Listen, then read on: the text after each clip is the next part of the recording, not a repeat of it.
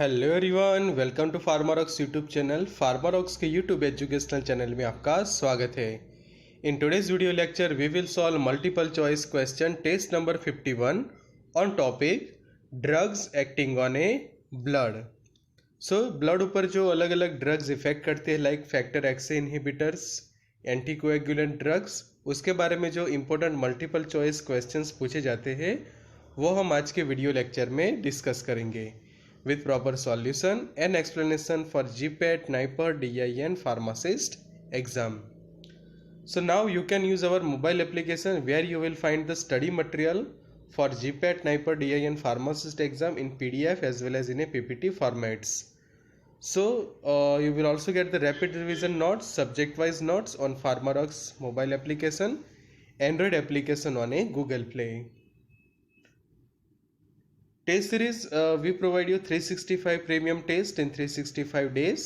Price is just ₹100, is like 28 paisa per day. You will get proper MCQ solution and also the explanation.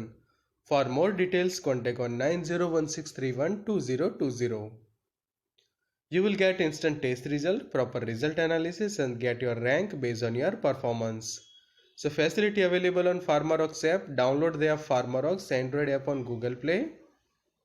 Test number 51, drug acting on a blood, and subject is pharmacology. So question number 1, absorption of oral iron preparation can be facilitated by co-administering of antacids, tetracyclines, phosphates or ascorbic acid. तो question ये है कि जो oral iron होता है, जो preparations कि उसका एब्सॉर्प्शन आप किस तरह से फैसिलिटेट कर सकते हो, इंक्रीज कर सकते हो बाय को एडमिनिस्ट्रिंग दिस ड्रग। तो इनमें से कोई भी एक ड्रग है उसको मिक्सअप करने से, को एडमिनिस्टर करने से हम आयरन का जो एब्सॉर्प्शन जो है वो अच्छे से इंक्रीज करवा सकते हैं। तो इसका सही आंसर है option number D, ascorbic acid. So here is the explanation. Ascorbic acid के जिसको हम कहते हैं विटामिन सी ऑल्सो, ओके, कि वो क्या करता है, फैसिलिटेट करता है iron absorption by forming a chelate with a ferric ion at acid pH that remains soluble at the alkaline pH of duodenum. कैसे होता है कि जो एब्सॉर्प्शन इंक्रीज किया जाता है बाय फॉर्मिंग या फिर creating the chelate with ferric ion at acid pH। आगे और जानते हैं इसके बारे में कि high cost and instability during the food storage are the major obstacles to using ascorbic acid in programmes design to combat nutritional iron deficiency like anaemia. तो हमेशा क्यों करते हैं कि high cost and instability during the food storage are the major obstacles to using ascorbic acid in programmes design to combat nutritional iron deficiency anaemia, कि जो anaemia के treatment के लिए ज़रूरी होता है आयन, और उसका जो एब्सॉर्प्शन फैसिलिटेट करना ज़रूरी है बाय को एडमिनिस्ट्रिंग द एस्कॉर्बिक एसिड, की जिससे अच्छे से आप ट्रीटमेंट कर सको एनीमिया की। Next question number 2, the percentage of elemental ion in hydrated ferrous sulphate is 5%, 10%, 20% और 33%। और उसका करेक्ट आंसर है ऑप्शन नंबर सी, 20%। पूरा अच्छे से हम एक्सप्लेन करते हैं आपको कि the percentage of elemental ion in hydrated ferrous sulphate, ferrous sulphate but कैसा है, हाइड्रेटेड फेरस सल्फेट, और वो होता है 20%। तो उसका मतलब क्या हुआ कि taking a 160 mg of ferric ammonium citrate ion content is 20% would provide you just 32 mg of elemental ion per day. कि 160 mg है, ओके, उसका आप 20% निकालोगे कि 100 लेते हो आप, तो आपको मिलेगा सिर्फ 20 mg। तो 160 mg से आपको कितना मिलेगा, तो वो रहेगा around 32 mg. Okay, 32 mg. So 160 mg of ferric ammonium citrate लेते हैं, उसमें से आपको 30 mg जो है वो आयन मिलेगा, because the percentage of elemental ion in hydrated ferrous sulphate is a 20%. This is grossly inadequate to treat the iron deficiency, for which 200 mg of elemental iron is required to yield optimum response. कि जब regular कितनी ज़रूरत होती है आपको to treat iron deficiency, 200 mg of elemental iron per day is required to yield optimum response. कि आपको जब ट्रीटमेंट करनी है आयरन डेफिशिएंसी तो ज़रूरत होता है 200 mg, बट जो परसेंटेज होते हैं एलिमेंटल आयन का in hydrated ferrous solution sulphate, it is a only 20%. तो उसके कारण क्या होता है कि डोज फ्रीक्वेंसी इंक्रीज करनी पड़ती है to treat the iron deficiency. Next question number 3. Unfractionated heparin binds to antithrombin 3 and inactivates the clotting factors XA, 9A और 2A. XA मतलब कि हो गया आपका क्लोटिंग फैक्टर 10, IX मतलब कि हो गया आपका clotting factor 9 and double I मतलब हो गया क्लोटिंग फैक्टर 2. पीछे A है मतलब कि 10A, 9A and 2A. So, unfractionated heparin binds to antithrombin 3 and inactivate the clotting factors. इनमें से कौन सा क्लोटिंग फैक्टर इनहिबिट करेगा? ऑप्शन डी हमें है एक, ऑल ऑफ द अबव भी है, तो उसका करेक्ट आंसर है option D, all of the above. तो अच्छे से उसका एक्सप्लेनेशन देखते हैं कि हिपेरिन इज एन एंटीकोएगुलेंट, मतलब कि ब्लड थिनर ड्रग है that prevents the formation of blood clot.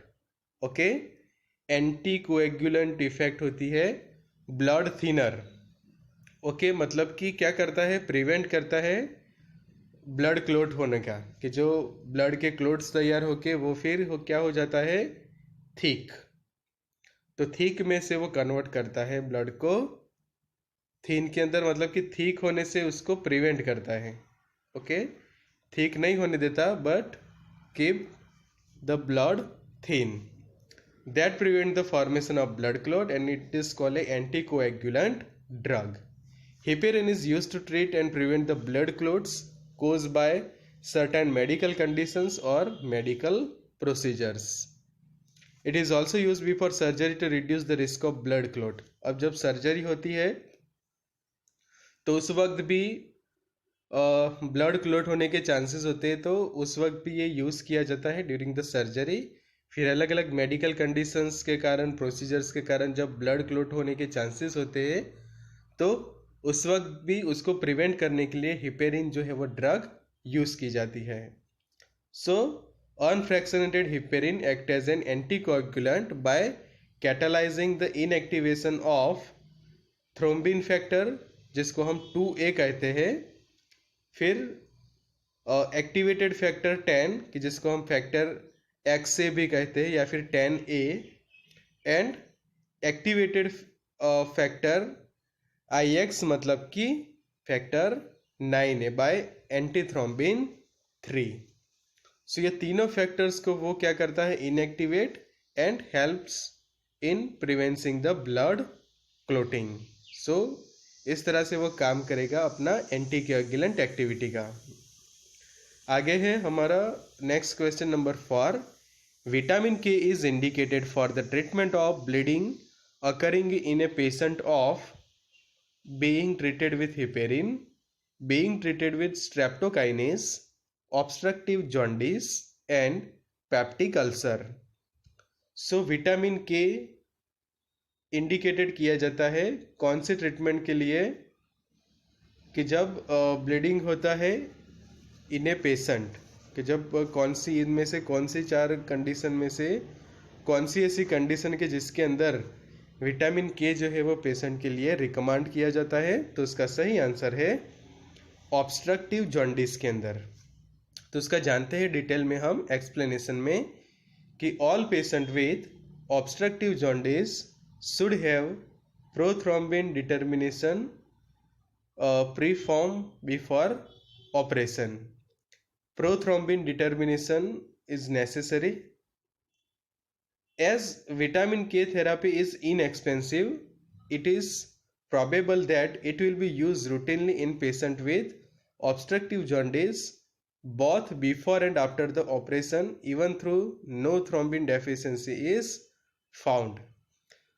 Okay, prothrombin का लेवल चेक किया जाता है जो ऑब्स्ट्रक्टिव जॉन्डिस के जो पेशेंट होते हैं, और उनको रिकमेंड की जाती है विटामिन के थेरेपी बिकॉज इनएक्सपेंसिव है, ज़्यादा इतनी कॉस्टली नहीं है, बहुत ही चीपेस्ट थेरेपी रहती है ये inexpensive therapy for the patient of obstructive jaundice. And prothrombin deficiency found हो कोई पेशेंट के अंदर तो भी ये मेडिसिन जो है वो इफेक्टिव रहती है। तो अब जानते हैं कि ऑब्स्ट्रक्टिव जॉन्डिस क्या है। तो obstructive jaundice is a condition in which there is a blockage of the flow of bile out of the liver. कि गैल ब्लेडर जो है ओके लीवर के पास है और उसके अंदर पहुंचता है हमारा बाइल, बट उसका जो सिक्रेशन होता है इन्हें लीवर। तो अब क्या होता है, blockage of the flow of the bile out of the liver. अब लीवर में से जो बाइल का फ्लो निकल के कहाँ पहुँचता है, गैल ब्लैडर के अंदर के जहाँ पे उसका स्टोरेज होता है। तो यहाँ पे आप देख सकते हो ऑब्स्ट्रक्शन की जो येलो कलर से दिखाया है। ओके, नॉर्मल वहाँ से पास होके गैल ब्लैडर के अंदर जो बाइल प्रोड्यूस होता है वो यहाँ पे स्टोर हो जाता है, कि जो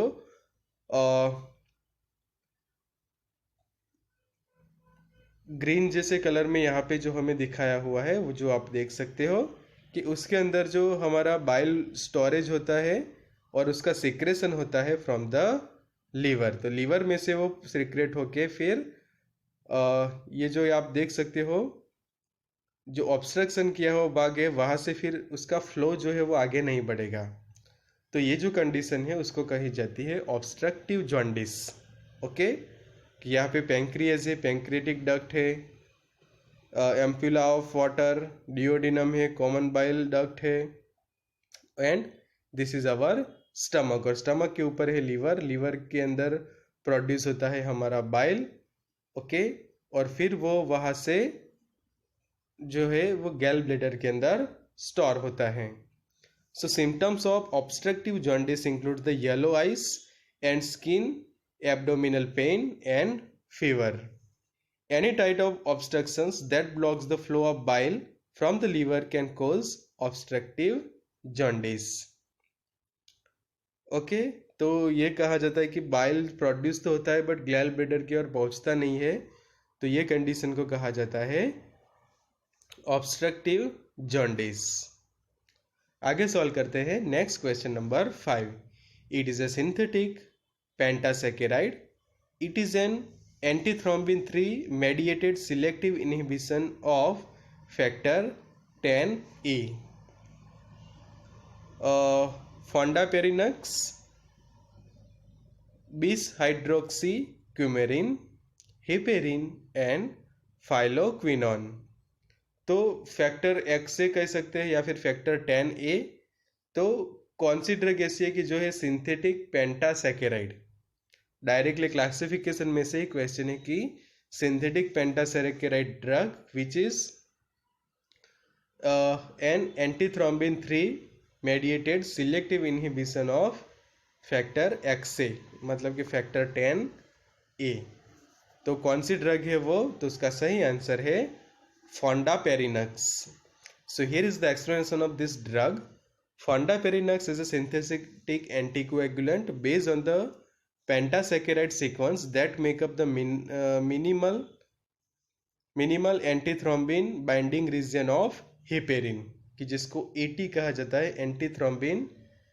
Then similar to low molecular weight heparin, it is an indirect inhibitor of factor 10 A. तो ये काफ़ी इंपॉर्टेंट पॉइंट है कि similar to low molecular weight heparin and it is a indirect inhibitor. तो यहाँ से भी क्वेश्चंस पूछा जा सकता है कि which of the following is a indirect inhibitor of factor X A और फैक्टर 10A। तो इट इज ए फॉन्डापेरिनेक्स। उसका एडमिनिस्ट्रेट किया जाता है सबक्यूटेनियसली दिल्ली, और सबक्यूटेनियस इंजेक्शंस के लिए इस तरह से उसकी सिरिंज भी दी हुई होती है फेंडापोरिनेक्स जिसका डोज 2.5 mg पर 0.5 ml। देन उसका बायोएबिलिटी 100% बिकॉज कि जो सबक्यूटेनियसली दी जाती है।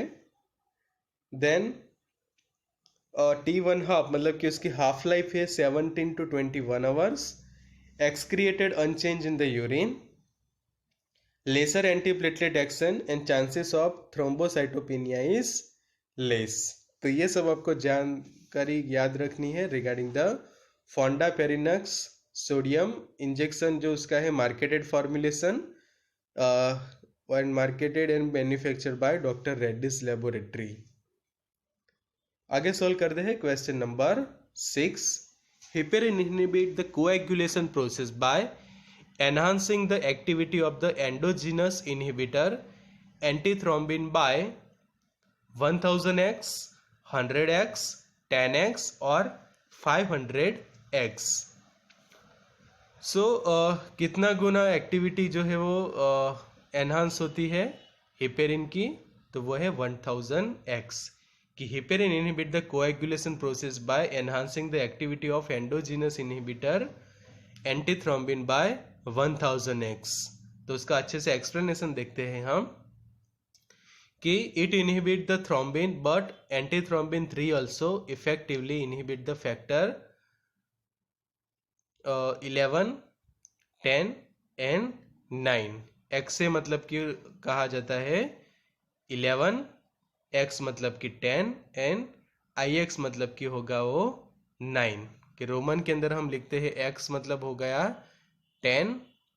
अब समझो कि x के आगे आई लिखा है, 1 लिखा है, तो हम 1 माइनस करेंगे, उसके कारण वो कहा जाएगा 9। और जो x के पीछे लिखा है इस तरह से, तो वो हो जाएगा उसका हम उसके साथ ऐड करेंगे, तो x मतलब कि 10 प्लस 1 हो जाएगा, तो वो हो गया आपका 11। तो जो स्टूडेंट्स को रोमन सिंबल में थोड़ी दिक्कत हो रही है, तो उसको भी अच्छे से उनको याद रखने होंगे रोमन सिंबल्स एंड उनके related numericals.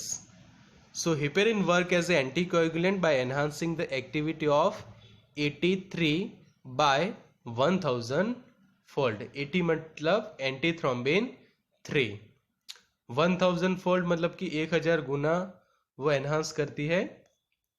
Patients with congenital 83 deficiency present with venous thrombosis throughout the life। तो ये MCQ के अंदर आपको ये खास याद रखना है कितना गुना इंक्रीज करवाता है action and inhibit the thrombin but antithrombin 3 also effectively inhibit the factor 11, 10 and 9। तो ये जो कौन से फैक्टर इनहिबिट करता है वो भी आपको याद रखने हैं। और ये जो फैक्टर्स है वो ब्लड क्लोटिंग फैक्टर्स है, ओके, कि जो हेल्प करते हैं ब्लड को क्लोट होने के लिए।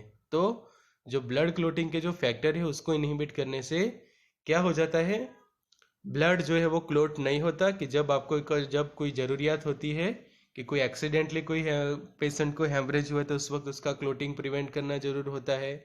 Then also during the some surgery and in a some medical condition, तो उस वक्त आपको ब्लड को क्लोट होने से प्रिवेंट करना होता है। तो इसके लिए ये फैक्टर्स जो होते हैं ब्लड क्लोटिंग के, उसको आप जब इनहिबिट करते हो तो ब्लड जो है वो ऑटोमेटिकली क्लोट होना बंद हो जाता है।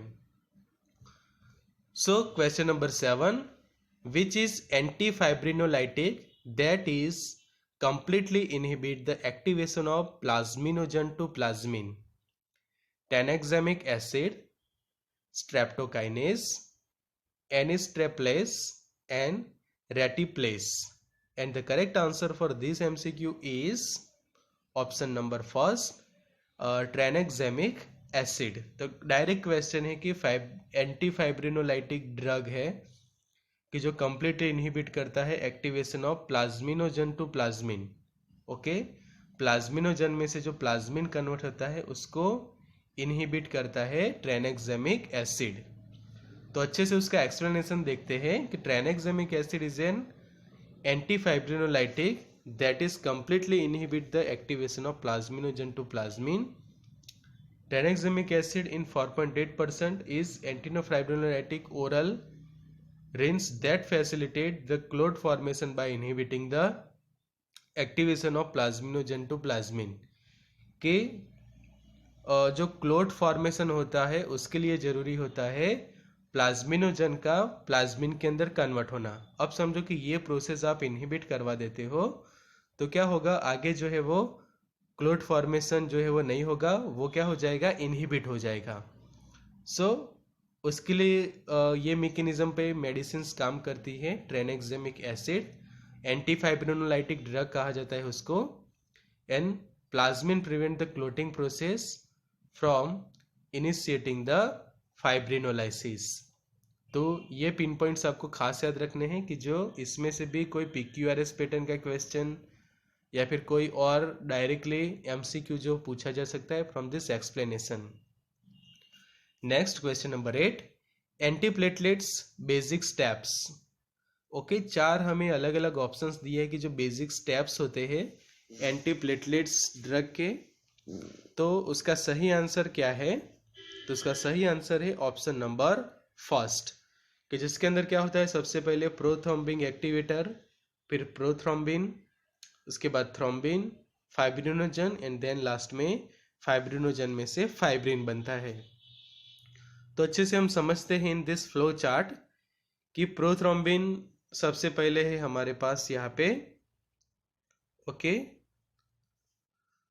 तो उसके ये प्रोसेस कैसे होती है, बाय द प्रोथ्रोम्बिन एक्टिवेटर।